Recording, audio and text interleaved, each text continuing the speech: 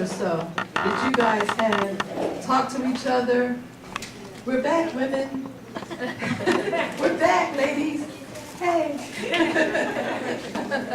This the last 50 minutes or so, when I was walking around talking to people, it got your brains going. You guys have all the answers inside of you already. You already know what you want to do. And I'm going to ask my sister, I'm going to point to certain people, and you guys are going to talk about some of the things you share with me or whatever you share with each other. Start with my sister right here. Go ahead, speak up. Grab the mic. I was saying that my program has been stuck for the past couple of years. We've been talking about doing something different. The definition of insanity is doing the same thing and expecting different results, and how we definitely need to totally change what we're doing. Our community has changed tremendously, and we're still the same program, but our surroundings are totally different. And so I've been excited these past 2 days with this. Yeah, say that again. You've been excited. I've been excited these past 2 days. Where's the recorder? She's been excited. This is enlightening, and Yes, it's helping me to point the direction that we need to go to change. Excellent, excellent. And that's so wonderful, because what she shared is what some of us are feeling. We have it within us, the ability and capability. We just doubt ourselves, and we shouldn't. We know how to do this. Eyes on the future, you're up. What have you guys been talking about? Basically, we were talking about how we're going to divide up the RFP and how we're going to collaborate, what teams we're going to put together in order to make sure that we gather information and have all the right information that the RFP asks for in order to be able to write this RFP. Excellent. Then we started to develop timelines as to when certain things are going to be done by, and trying to have it done the week prior to when it's due. So we were developing timelines for that as well, and just talking about any loose pieces that we need to tie up. Excellent. Good stuff. Who else wants to share before I pick you? Here's a group right here, right in front of me. Beautiful women right here. Someone talk. Well, we were basically doing the same thing, getting timelines to say, okay, who's going to take over what portion of the grant, looking it over, reading it thoroughly through, and then having a time frame, like by Monday, we'll do this, Tuesday, next week, because the week, you don't have much time. No, you don't. You don't. Excellent. And then that group back there, my new friends, the family power. We also explained that we needed just to get together, and the pieces of the areas, each one would take a different area and brainstorm on it and put it together, and hopefully we'll come out as winners. Yes, yes, yes. You already are a winner. You will. Someone from anybody else want to share? Nope. Are you calling someone? There's a question. About the RFP? Let's see if we can answer. Where's Madeline? She's gone. Where's the city people? We're not able to answer questions because of legal matters. Is that correct? Correct. Confidential. So you can submit your question to the portal that's the city's providing? Okay. Well, can I ask you? Of course, but Okay. don't be upset with me if I can't say anything. Okay, that was your disclaimer. Go ahead. So, I'm just trying to find out the process for becoming a delegate. Is there an application that's separate from this, or is there just like a check box on here? So everybody has access to the RFP, and so that's the document you use to apply. Okay, I'm looking through it, and I'm just trying to find, I didn't see anything in If here. you're not sure, you should submit your question to the city. Okay. Okay? All righty? Okay, can we move forward? Anybody else want to share? The important thing is that I can stand up here and talk all day long. That's not going to mean a hill of beans. What happened, we can talk later after this session. What happened, she'll give the answer. What happened? So what you guys have been doing right now is so crucial because it's Friday afternoon, you've already got your mind thinking. Monday morning, you're gonna go to work or whatever, you're gonna get sucked up or caught up into the agenda. The life of running, my sisters are still talking, I can't believe it. In one of the leadership sessions, I'm another commercial, I talked about how women use like 10,000, 6,000 words a day, right? It's in our DNA, we have to. And men use like 1,000 words a day. So then our women, as women, myself included, we're gonna get our words in no matter what, right? So that was a good example for that. But Monday, you wanna wake up, go to work excited. You wanna make sure you start following up on the plan that you're developing and that you're making some things happen. Don't let the organization or your schedule or your to-do list tie you up where you forget the things that you guys have been planning. And the plans that I heard were powerful and wonderful, and they're going to put you on the right track. All right? Let's see, where are we? Time and receipt requirements. All applications must be received by May 15th at 12 o'clock in the afternoon.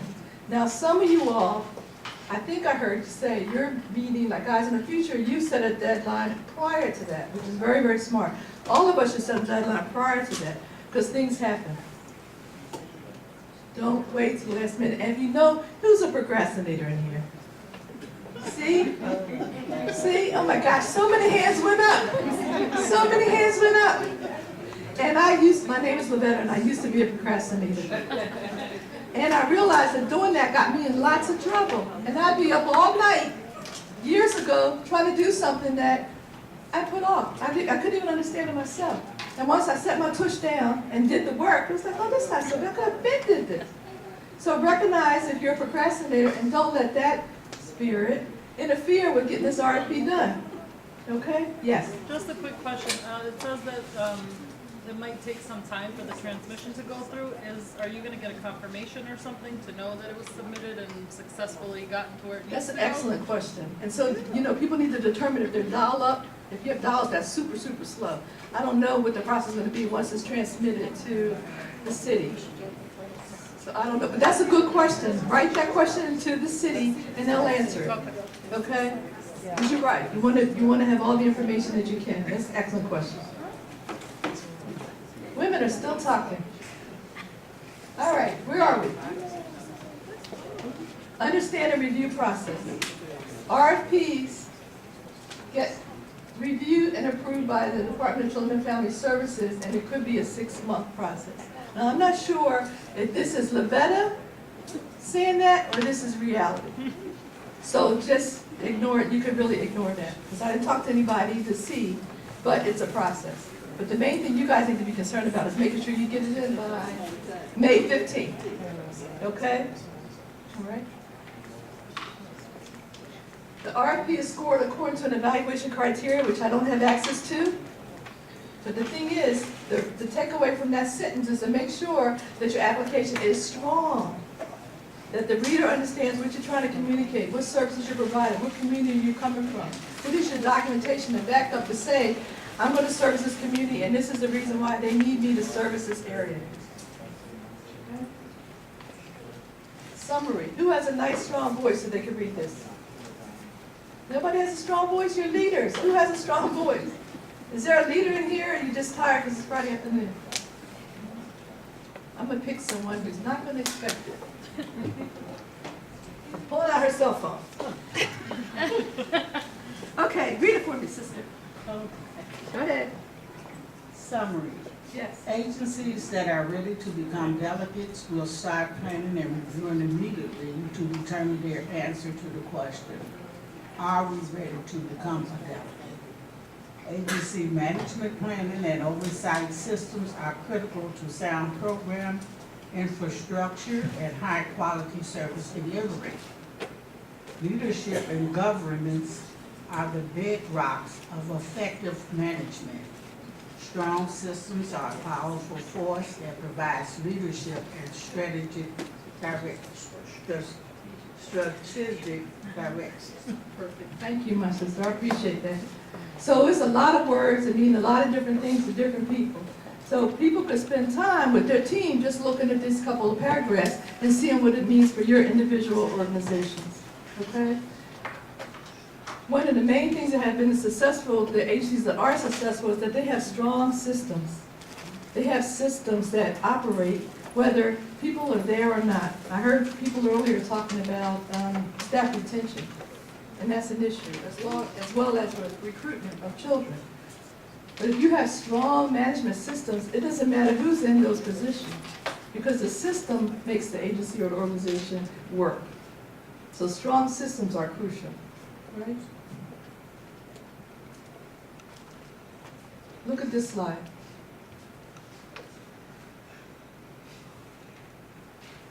What do you think about when you see this slide?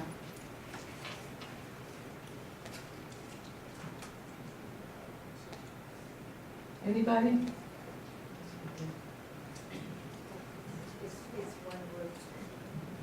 When you see something like that, it looks like it's doable. It's well organized to see what is expecting for us to do. So I think when you give a title like this, I can see it's going to be easier how to divide also the work out. Yeah. Good. Anyone else? Over here, yes. Just that it's an ongoing process, like it's gonna continue, but it's process. It's an ongoing process. Perfect. Excellent. Excellent. It's teamwork. Teamwork. Yes. Yes. She's getting her steps in.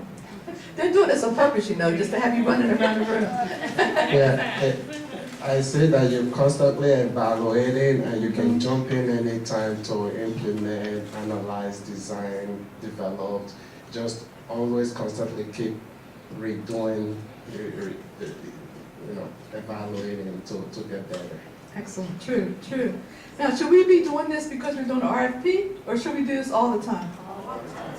Does everybody agree all the time? Anybody don't agree? So if it's all the time, do we do it all the time? No. But we should be.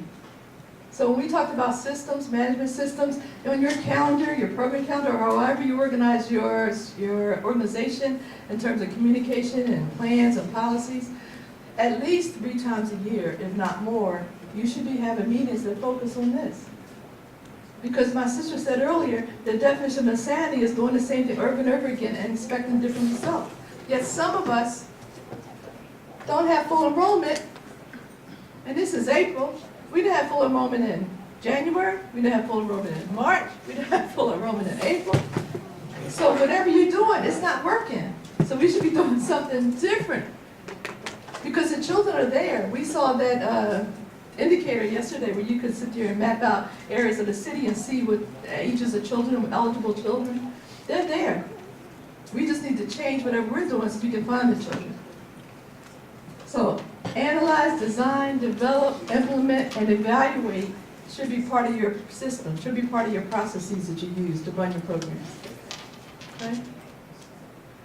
Things to consider. Remember that slide when I said, are you still willing to be a delegate? Remember that? These are some things we need to consider. Your community needs. Are people taking a selfie or a picture of the slide? I'm just kidding. Your community needs, program services you and others provide, a coordination. There's other agencies within your area that are providing the same services. What is the agreement? What's the partnership? Tons of child care people that are provided in the same areas that you're providing services in. Best practices. You want to include research and industry guidelines on why you think that your approach is the best practice approach. Enrollment policies and procedures and how to seek the most vulnerable. That's on your RFP. So you really need to pay attention addressing your plan of action for that bullet point. Cultural sensitivity. There was someone I spoke to yesterday, I can't remember exactly what agency, it doesn't really matter, and they're talking about providing services to a community that they have not serviced before. And they had a wonderful question about cultural sensitivity. So people need to be thinking about that. If you're just beginning to do something different and servicing a population that you haven't serviced in the past. Parent engagement in child's development and education. Parents are interested in knowing that the child is being educated. And the only way they're going to know that if you educate the parents, so they know what to look for. Those kind of things should be in your RFP. Continuity of care. How are you addressing that? Someone comes into your program at 6 weeks of age, how are you going to take care of that family, that child from 6 weeks of age to when they get to be 3? What's the continuity of care? Are they going to have different people with them in the classroom, or are they going to have the same people following them? There's no right answer. You just have to decide what's best for your organization. Transition policies. So how an infant transitions from infant to toddler. What's your policies and procedures about that? How does a toddler transition to 3 to 5? How does the 3 to 5 transition to kindergarten? So I know agencies that have been doing this for a minute, they have transition policies. But the other ones that are doing this, applying for delegate for the first time, you need to think about that. And policies should be developed. Board of Directors and Policy Council. Everybody has that? Everybody has a Board of Director and Policy Council? Everyone have an annual report? If you don't, make a note. Policies on data management, security, and record keeping. Documentation is very super important in these programs. You guys know it. I was talking to my brother back there, and he was talking about people were trying to scare him away in terms of their reporting requirements. It is a lot of reporting requirements, but it's important because people are receiving a lot of money. You have to be accountable for the money that you're receiving, that you're using it in a proper manner. So that was a great question, great conversation. Security and record keeping. Security is really important. Some of the areas that we work in with our children and families, you want to make sure that the children and families and the staff are safe in your environment. You have to have procedures that, God forbid, if something happened, that people aren't scrambling around, yelling and screaming, trying to figure out what to do. There should be a policy in place already.